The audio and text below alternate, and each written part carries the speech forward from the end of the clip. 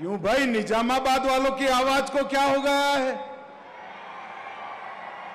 मोदी जी दिल्ली में है, उनके तक आवाज जानी चाहिए। दोनों हाथ उठाइए, तेलंगाना में सरकार बनाने के निश्चय की मुट्ठी भींचिए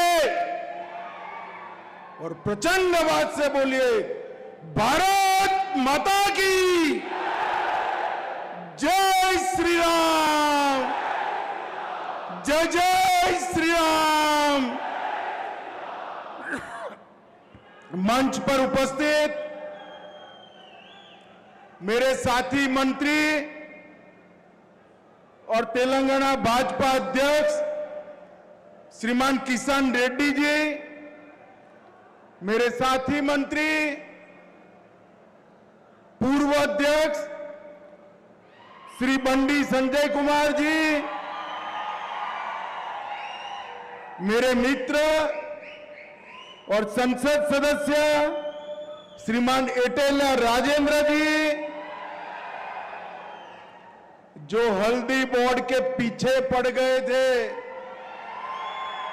और निजामाबाद में हल्दी बोर्ड लाने में जिनका बड़ा योगदान है, ऐसे हमारे सांसद अरविंद धर्मपुरी जी,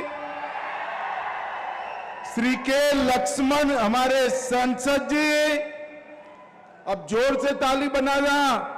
राष्ट्रीय हल्दी बोर्ड के पहले अध्यक्ष पल्ले गंगा रेड्डी जी, श्री ए महेश्वर रेड्डी जी, श्री पैडी राकेश रेड्डी जी, श्री दंपल सूर्यनारायण राव जी, श्री दिनेश कुलाचारी जी, और आज निजामाबाद की ये वीर भूमि पर आए हुए प्यारे भाइयों, बहनों, माताओं और मेरे जिगर के टुकड़े जैसे युवा मित्रों, आप सभी को नमस्कार।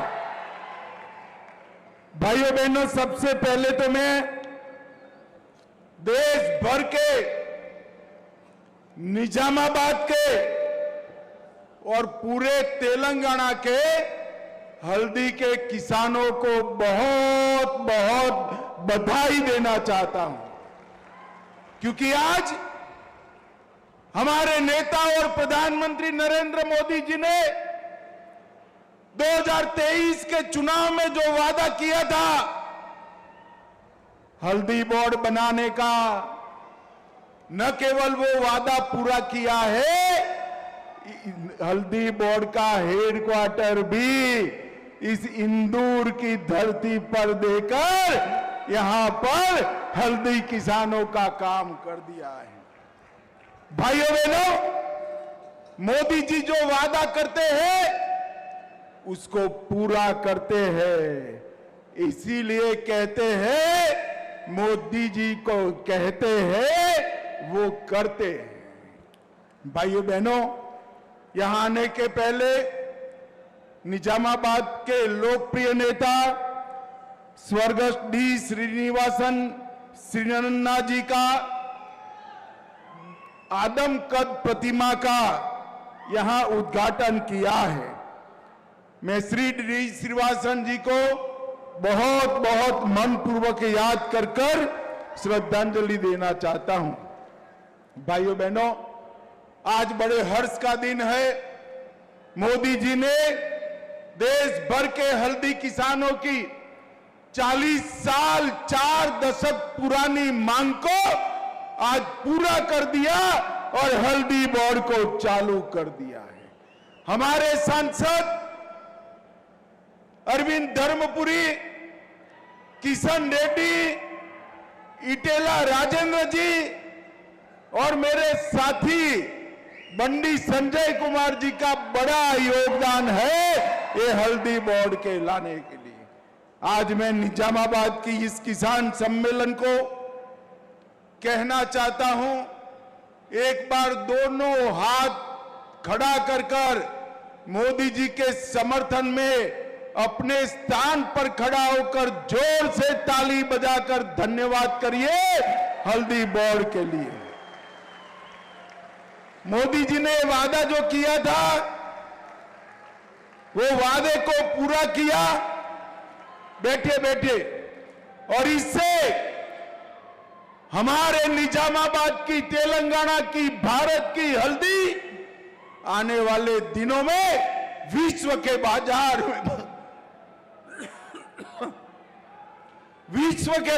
में पहुंचेगी।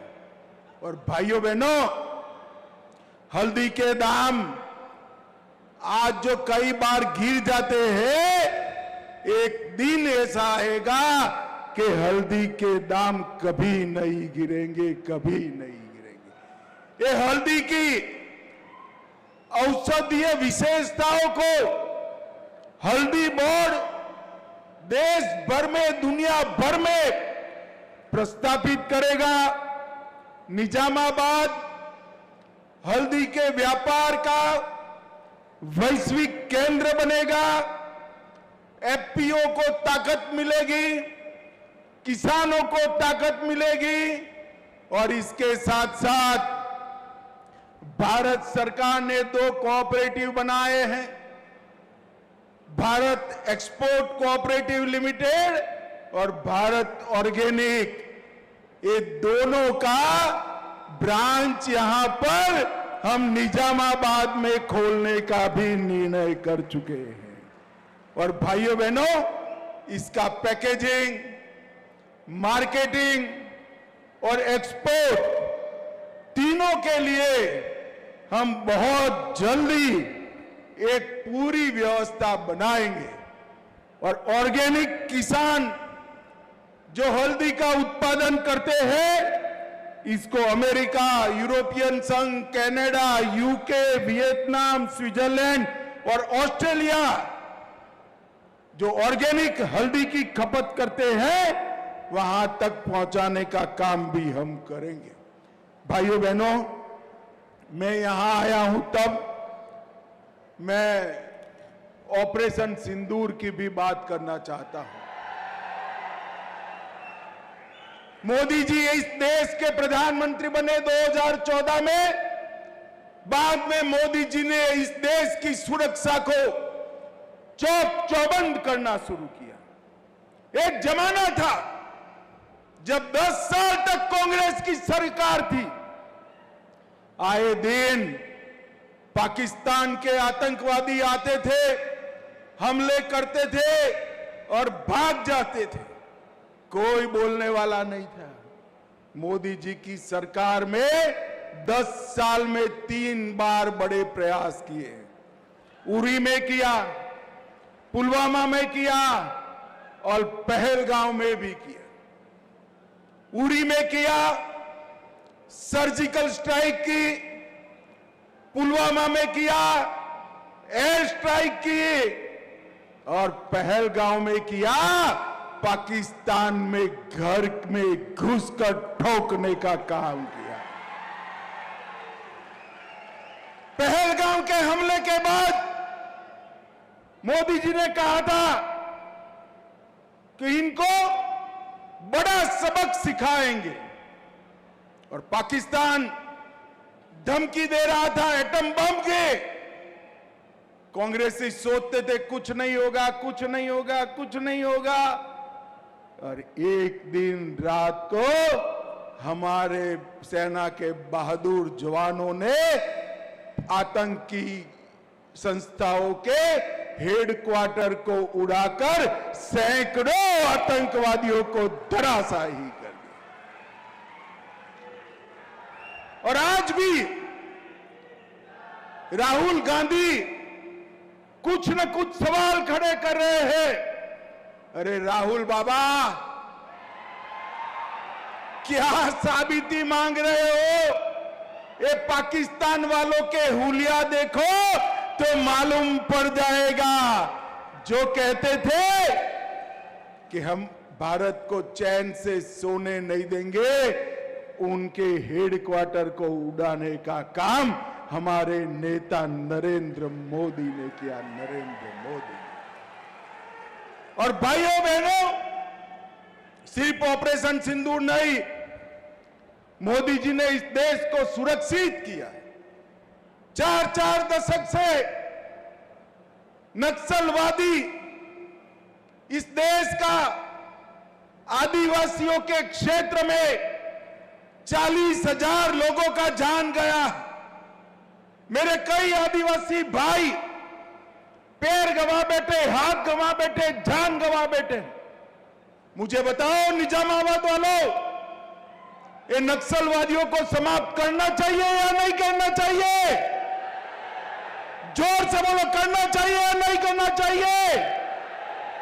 ये तेलंगाना कांग्रेस पार्टी के अध्यक्ष कहते हैं कि इनको शरण में लाओ। कौन ना बोल रहा है भाई? जिसको सरेंडर करना है करे। मैं इस मंच पर से कहता हूं, सारे लोग हथियार छोड़ दो और सरेंडर करो। मगर सरेंडर नहीं करेंगे तो हमने तय किया है 31 मार्च 2026 के पहले इस देश से नक्सलवाद को हम समाप्त कर देंगे, समाप्त। मुझे बताओ निजामाबाद वालों, जिन्होंने आदिवासियों को मारा, हमारे पुलिस ऑफिसर, सुरक्षा कर्मियों को मारा, वो नक्सलवाद को समाप्त करना चाहिए या नहीं करना चाहिए? जोर से बोलो, करना चाहिए या नहीं करना चाहिए? ये कांग्रेस पार्टी कहती है इनके साथ बातचीत करो। हमारी सरकार का नीति है, पॉलिसी है, जिनके हाथ में हथियार है उनसे कोई बातचीत नहीं होगी। हथियार डाल दो, सरेंडर करो और मेन स्ट्रीम में दाखिल हो जाओ। 10,000 लोग उत्तर पूर्व में, नॉर्थ ईस्ट में हथियार छोड़कर मेन स्ट्रीम में आए। तालुका का चुनाव लड़े, जिला का लड़े, विधायक लड़े। भाइयों बहनों, 2000 से ज्यादा नक्सली भी 1.5 साल में सरेंडर करे हैं। मगर जिनके हाथ में हथियार है उनसे कोई बातचीत नहीं होगी। और मैं आज तेलंगाना की धरती पर से कहकर जाता हूं, जो लोग नक्सलवाद को बचाने की बात करते हैं, तेलंगाना के जिन आदिवासियों की जान गई है, जिन पुलिस वालों की जान गई है, जिन सुरक्षा कर्मियों की जान गई है, इनके परिवार वालों को आप क्या जवाब दें?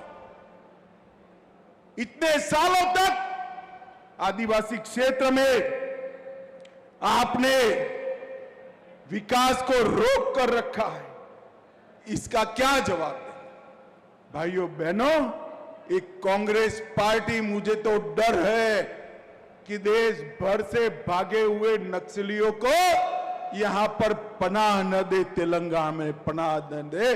मगर आप चिंता मत करना, केंद्र में नरेंद्र मोदी सरकार है, नरेंद्र मोदी सरकार। हम 31/3/26 तक इस देश के नक्सलवाद को समाप्त कर देंगे। भाइयों बहनों, बारिश आने वाली है, मुझे लंबा नहीं बोलना है, मगर तेलंगाना वालों के विडंबना पर मैं जरूर बात करना चाहता हूं। यहां टीआरएस की सरकार थी, बड़ा करप्शन किया या नहीं किया भाई बताओ तो जरा।